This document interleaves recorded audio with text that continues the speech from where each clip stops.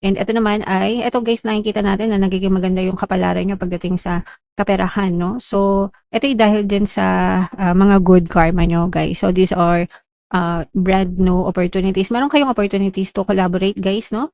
Bagong opportunity for collaboration or for working with other people or puwedeng may mga makilala kayo. May mga bago kayong makilala 'no na maaaring, mag-contribute or magdagdag, ng kaalaman sa inyo para sa, dagdag kita.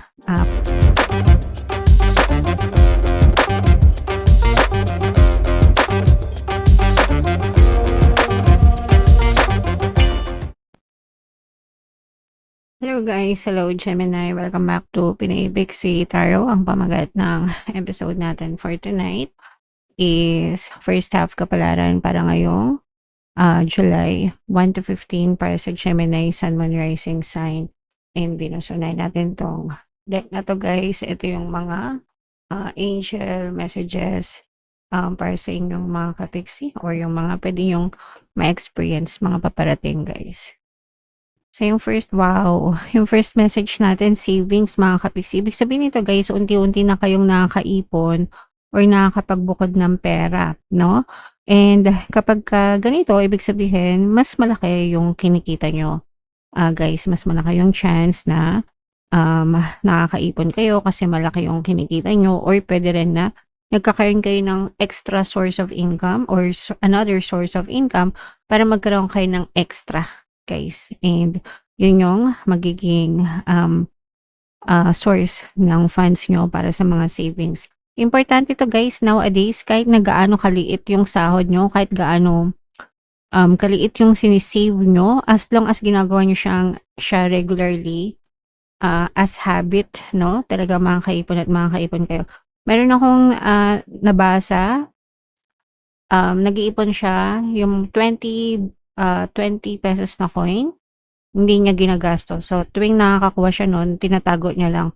At saka yung 200 peso na bill. Kasi di ba yung 200 pesos, bihira yun. So, kapag may ganun siya, hindi niya yung ginagastos, tinatago niya. Hanggang sa nakapag-ipon na siya ng malaki.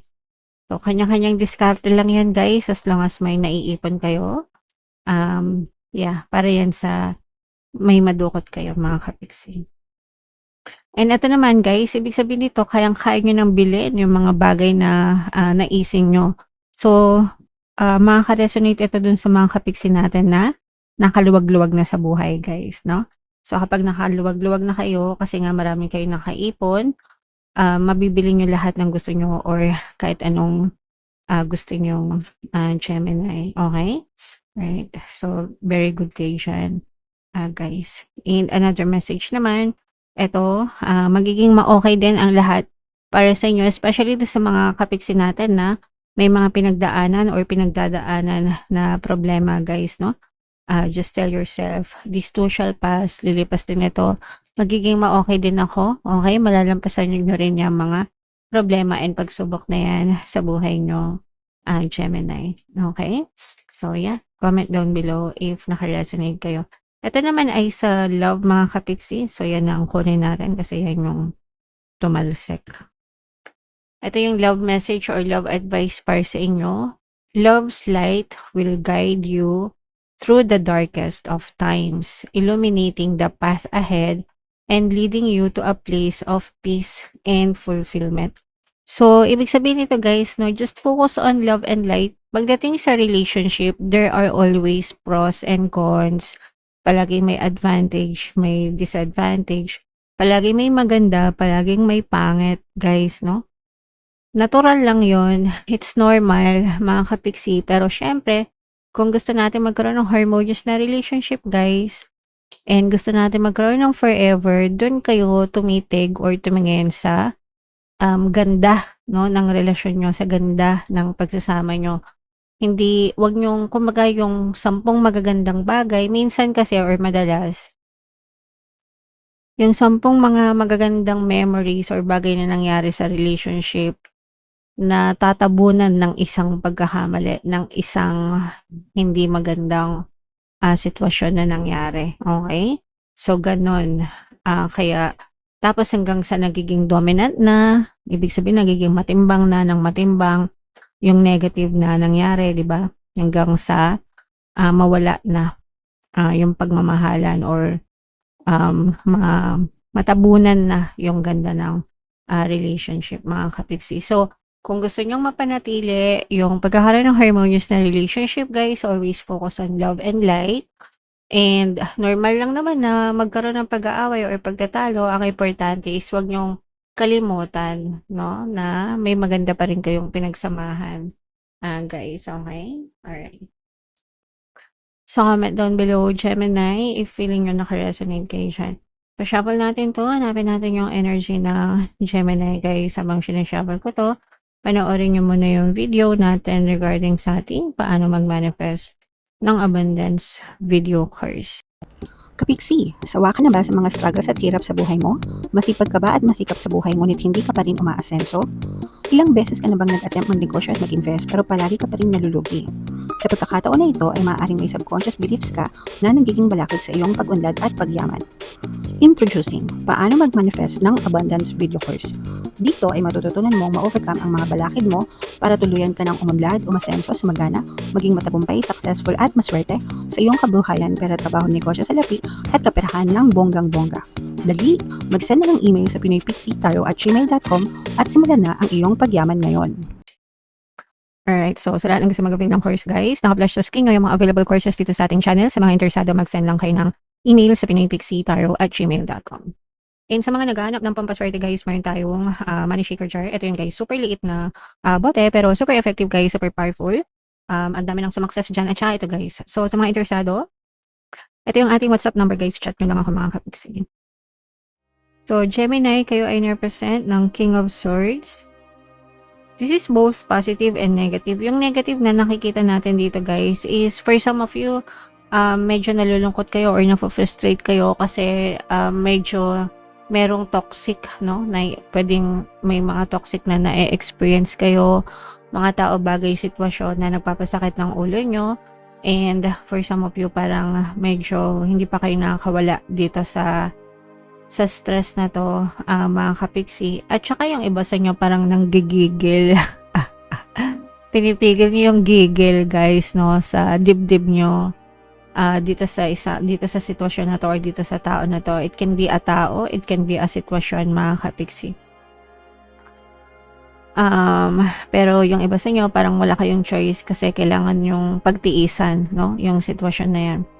So kung wala kayong choice, kung meron kayong choice na lumayo, umalis dyan sa sitwasyon na yan or kalimutan yung tao na yan, gawin nyo para hindi kayo araw-araw, kasi iba sa inyo araw-araw na i-stress dahil dito. You have to protect your peace of mind. Madalas ito sa workplace, no, sa trabaho. Madalas sa workplace, sa trabaho, yung mga tipong ayaw nyo ng company, ayaw nyo ng mga kasamahan sa trabaho, guys, pero wala kayong choice kasi sumusweldo kayo. Wala kayong malipatan, di ba? So, sabi ko nga, kung may chance na lumipat kayo para hindi kayo ma-stress, gawin nyo. Kung wala naman, tiisin nyo naman na lang, mga kapiksi. Okay? And just focus on yourself, guys, no? Yun yung importante, mag-focus kayo sa sarili nyo, mga kapiksi. Okay? Alright. And ito yung mga new opportunities. Yung iba sa inyo, guys, there is a news of